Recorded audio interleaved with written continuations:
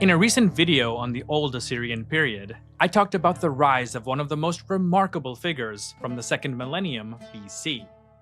Shamshi-Adad, an Amorite ruler who, for a brief but dramatic moment, built a kingdom that occupied much of northern Mesopotamia for a few decades.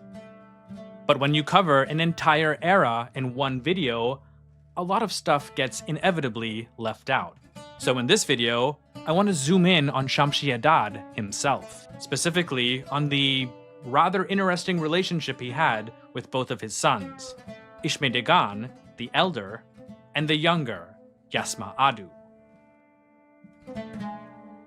Scholars call the state that Shamshi-Adad founded the Kingdom of Upper Mesopotamia, with Shamshi-Adad at its helm as Great King, and his two sons serving different parts of the realm as viceroys.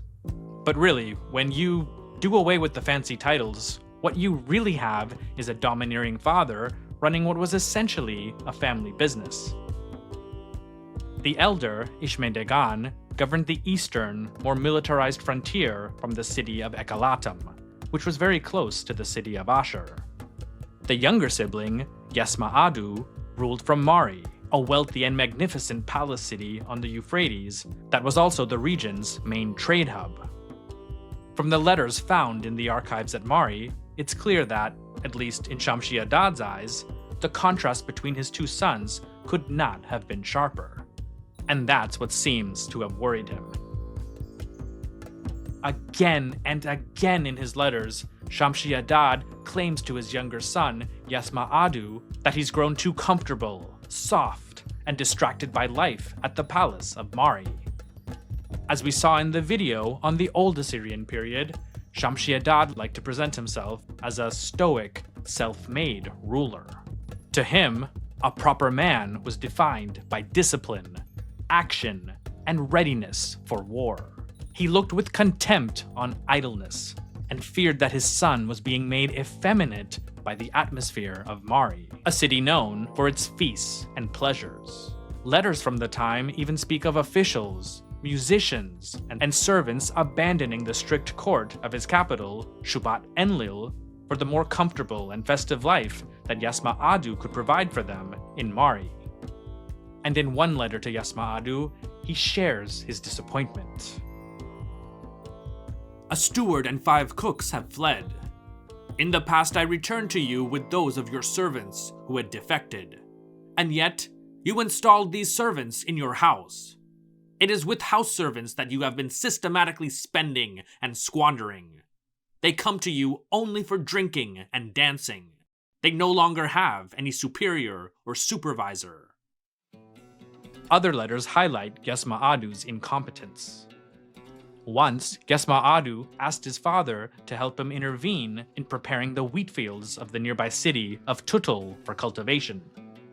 Shamshi-Adad's reply was not one of sympathy, but sharp rebuke. In this particular instance, he reprimanded him in the following way. "I gave you this city. Why do you constantly ask me to decide this matter? If you are able to hold this city, hold it. If you are not, there are many others who have enough energy to hold it. I will not abandon my house to administer yours. Ishme-Dagan will not abandon his house to administer yours. A real man must administer his own house." What likely made matters even worse is that Shamshi-Adad constantly compared Yasmah-Addu to his elder brother. In the letters, Ishme-Dagan appears almost beyond reproach, a capable warrior and proven leader of men. One of the most famous of these letters makes the contrast painfully clear. While Ishme-Dagan is out in the field, fighting and commanding troops, Yasmah-Addu, at least in his father's eyes, is sinking into the comfortable, predictable routine of court life. Part of his letter to his son reads, "And yourself, how long shall we govern you? Are you truly a child? Are you not an adult? Is there no beard on your chin? How long will you neglect the administration of your house? Don't you see that your brother is leading vast armies? So, As for you, lead your palace and your house." Another of his letters to Yasmah-Addu describes Ishme-Dagan taking the town of Il-Kalum in the land of Ahazum and expresses his admiration for his elder son, while making a backhanded comment about his younger son before his campaign to the city of Katna.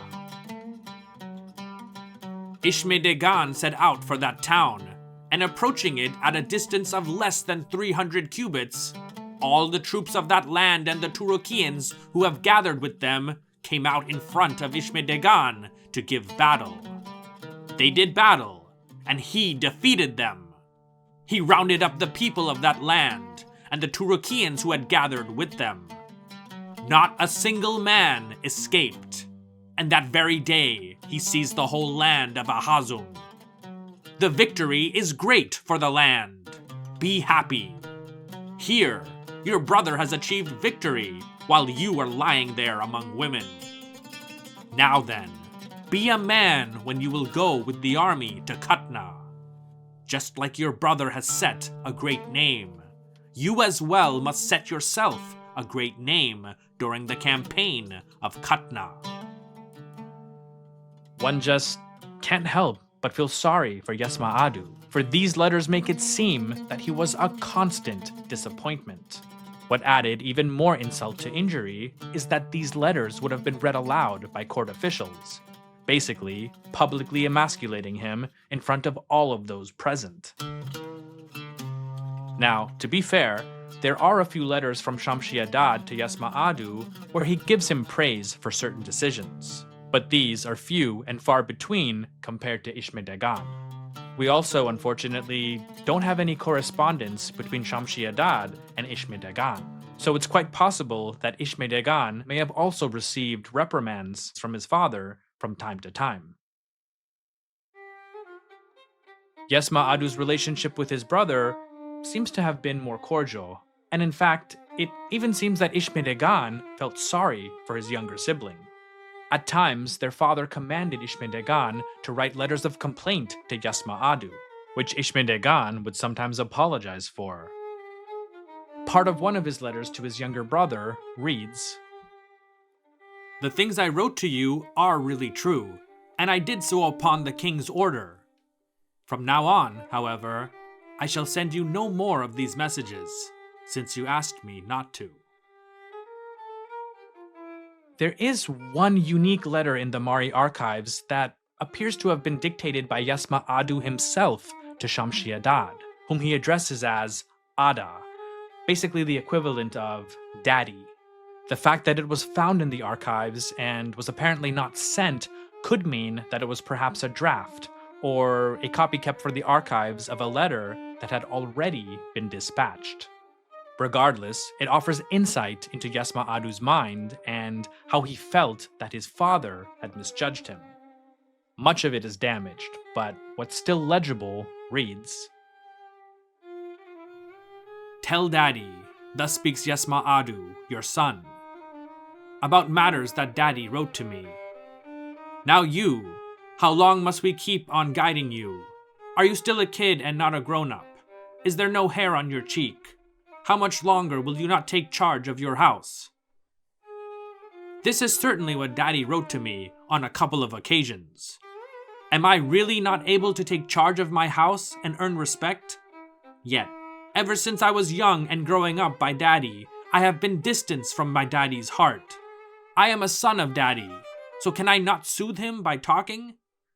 Furthermore, Daddy wrote to me, "Can you not observe your brother, who leads vast armies, yet you cannot take charge of your palace and house?"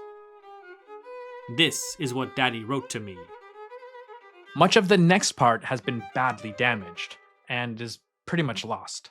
But when the text resumes, it makes reference to a certain lord, which many scholars believe is his elder brother, Ishme-Dagan. "Had I not felt safe in my lord's capital, Daddy could count me as an equal to my lord. Now dependable servants and their attendants are at the service of my lord, and he is pleased. As for me, since I was young, and even now, I have never heard complaints in Daddy's presence. He elevated me, and sent me to rule Mari. In fact, when Daddy sent me to rule Mari, Daddy told me, "Now then, I have set to serve you those associated with me, old servants of mine on whom I have kept an eye. They will keep your foundations secure by telling you good or bad. But now, your God has taken away those associated with me that Daddy gave me. As a result, I now live in Mari, yet my foundations are not secure. Night and day I keep weeping. Now, however, if my daddy says, 'Come now, I shall secure your foundations so that you can stay in Mari.'" And here, the tablet breaks off for good, but it's left us with enough information to tell us that, along with feeling the pain of his father's disappointment in him, he also feels that he's not been properly supported by his father with regard to capable advisors and administrators. Around 1775 BC, Shamshi-Adad died. Within a year, his enemies all came for his kingdom, with Yasmah-Addu being ousted from his position as ruler of Mari by a certain Zimri-Lim, who claimed descent from Mari's previous ruling family.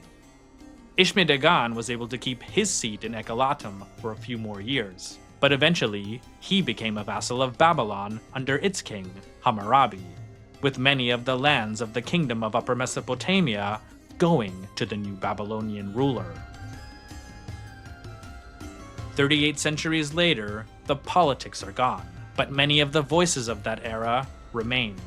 A demanding father, a favored son, and another trying to live up to seemingly impossible expectations, reminding us that behind the empires and wars that we read about in history, there are many other stories that get sidelined. In this case, one about a father trying to run a family enterprise with his two sons. Anyway, I hope that you enjoyed this fascinating story from Mesopotamia, and if you'd like more of these, let me know in the comments below. Thanks for watching. As always, I'd like to thank the channel's patrons for making videos like this possible. These include, but are certainly not limited to, GrandKek69, Yap de Graaf, Pasta Frola, Michael Lewis, Daniel Allen, Danny Van Eck, Wanix TV, Robert Morgan, Strobex, Blitzkrieg, Krishnan Murali, Frank, Tim Lane, Sebastian Otaro Korea, Michael Trudell, Leader Titan, Micah G, John Scarberry, William O'Brien, Andrew Bomer, Connor Dolson, Krish, Ben Van Rysvik, David R, Stephen Ball, Gabe, Monty Grimes, Franz Robbins, Cyrus Smear, Dianastra, Nimrod Nir, Hypno San, Brendan Redman, Faridun Dadachanji, Jimmy Daruwala, Anahida Debu, Gulistan Debu, Sher Kam, Farhad Kama, and all of the channel's patrons on Patreon for helping to support this and all future content. Check out the benefits to being a Patreon member, and if you'd like to join, feel free to click the link in the video description. You can also follow History with Sai on Instagram, Facebook, and X, formerly known as Twitter, as well as continue to listen to special audio programs on the History with Sai podcast. Thanks again, and stay safe.